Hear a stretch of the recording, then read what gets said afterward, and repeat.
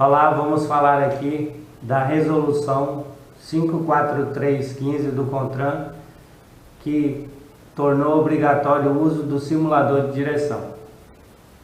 A Constituição da República Federativa do Brasil, ela trata de direitos individuais, direitos coletivos, organização do Estado, competências para legislar, enfim, trata da vida do cidadão de maneira geral.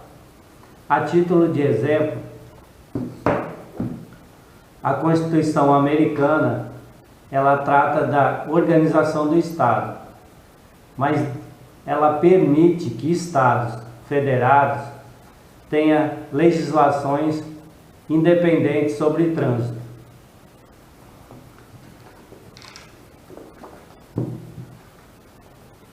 No artigo 22 da Constituição da República Federativa do Brasil, diz assim: compete privativamente à União legislar sobre.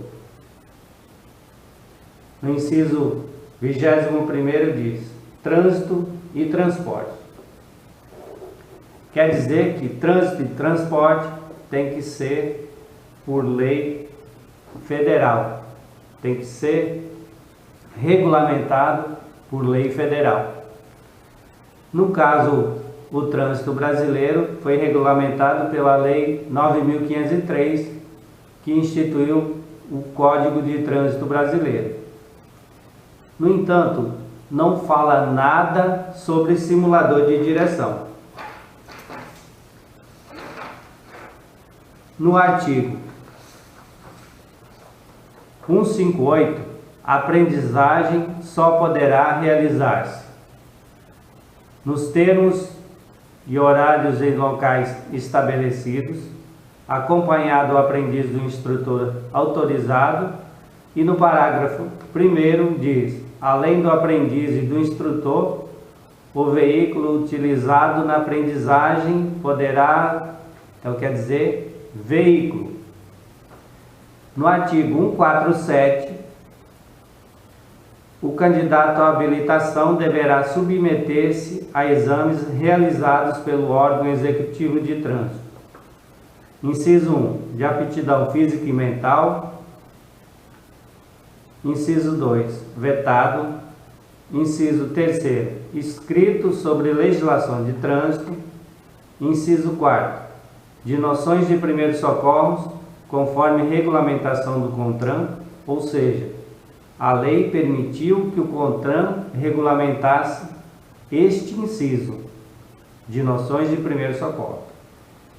Inciso 5º, de direção veicular realizado na via pública em veículo da categoria para a qual estiver habilitando.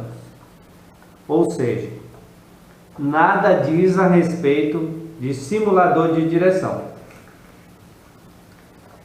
Então, através do projeto de lei 4449/2012,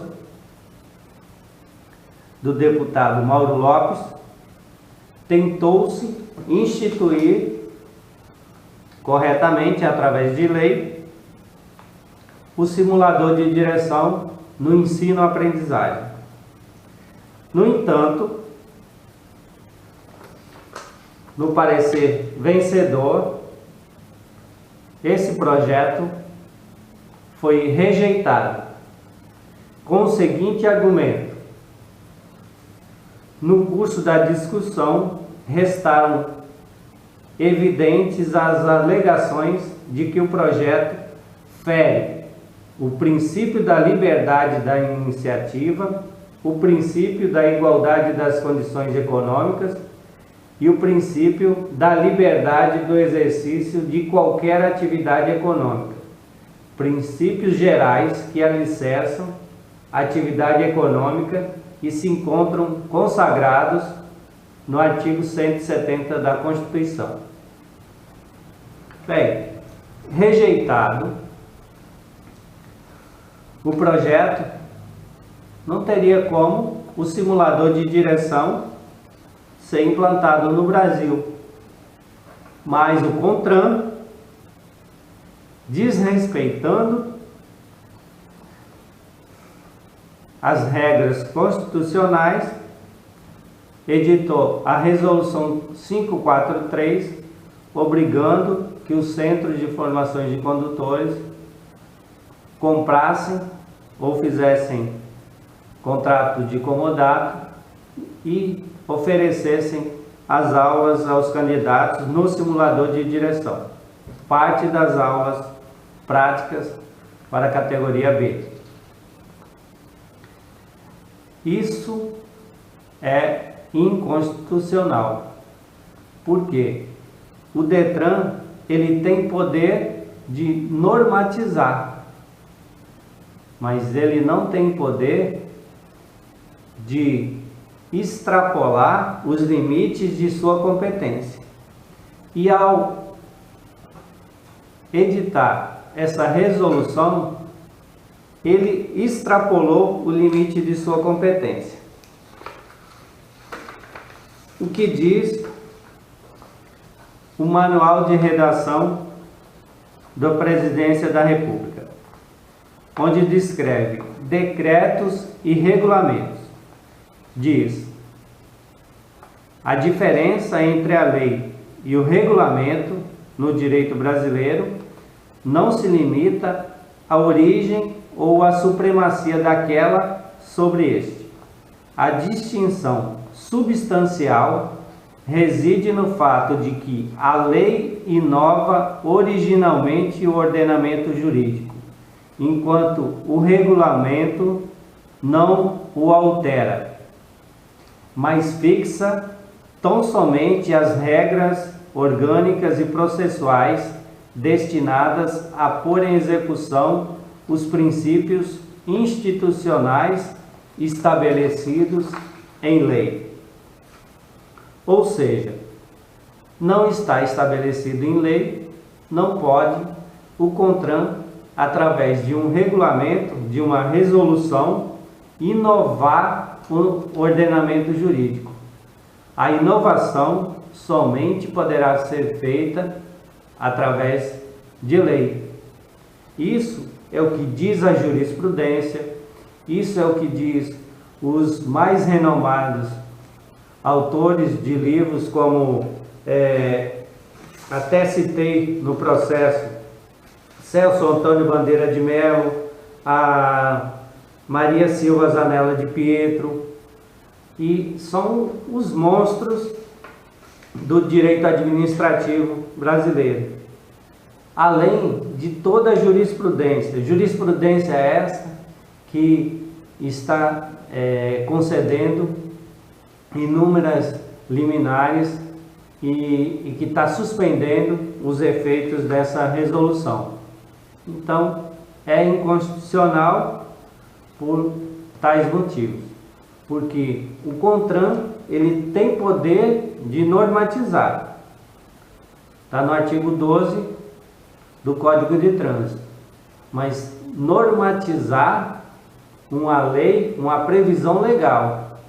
Por exemplo, se está previsto que é para fazer a prova num carro, ele pode normatizar, ele pode dizer que esse percurso que será feito pelo aluno para o exame durará 10 minutos, 15 minutos, a baliza poderá ser feita em 3 minutos a 5 minutos. Isso ele pode normatizar, porque existe uma previsão legal, como é o caso do artigo 147. Mas ele não pode inovar. Portanto, a resolução 543 é inconstitucional.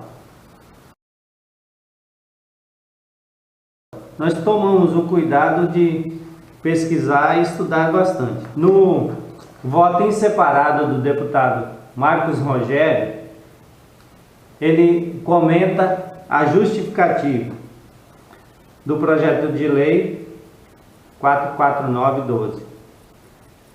Em sua justificação, o autor informa que o trânsito matou em 2010 40.610 pessoas, ficando atrás apenas da Índia, China, Estados Unidos e Rússia. Lembrando que, no caso dos Estados Unidos, eles têm 270 milhões de veículos e nós temos 89 milhões. Proporcionalmente, o número de acidentes no Brasil com mortes é maior. Afirma que os simuladores têm sido a principal ferramenta de treinamento na aviação. Acabou a justificativa.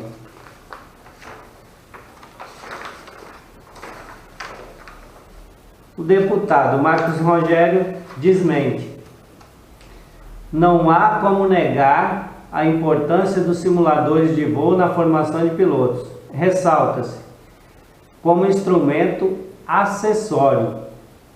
Além de não ser a ferramenta fundamental para o treinamento dos alunos, não há obrigatoriedade de as escolas de aviação disponibilizarem o dispendioso equipamento aos instruendos. Ademais, a utilização dos simuladores de voo não faz parte do currículo obrigatório do candidato a piloto, seja particular, comercial ou de carreira. Basta recorrer à legislação atinente à matéria. A legislação, ele traz aqui, é o Regulamento Brasileiro de Aviação Civil, 61, e o Regulamento Brasileiro de Homologação Aeronáutica, 141, que estabelece requisitos, normas, procedimentos concernentes ao processo de concessão de autorização para funcionamento de escolas de preparação para pessoal da aviação civil brasileira. Ou seja, a justificativa não tem amparo.